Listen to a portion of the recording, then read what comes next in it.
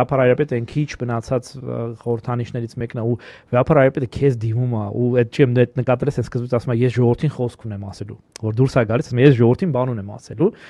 շատ ազդու էր ու ասես նայեցի ու լսեցի որ վեապարայապետը ասում է դժվար ժամանակներ բայց ընդ միցակ գիտես այն որ դեմքին նայես ես մեղմ ժպիտ կար մեջը որ սենց այն որ ասում է հայրական ժպիտ սենց նայում ասում է դժվար ժամանակներ բայց սա էլ կհաղթարենք օր սենց ոնց որ գիտես անկախ քեզնից հոգի լցվում է անկախ քեզնից ուժ է ստանում եւ մեկ-մեկ պատկերացնում եմ էլի որ ժամանակին ասենք նույն Արցախյան պատերազմի ժամանակ տղաները գնացել են անհավանական սխրանքների երբ որ հանդիպել են ասենք մեր խոնարհված վանքերին եկեղեցիների պատերին այդ ասես մի հատ կպել են իրոք sense պայտակ թվում է այդ պաթոս է գեղարվեստական է բայց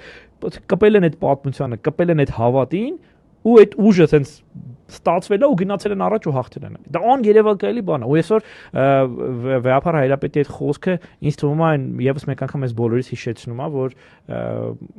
որևէ բարակամ չի կարելի հուսալքվել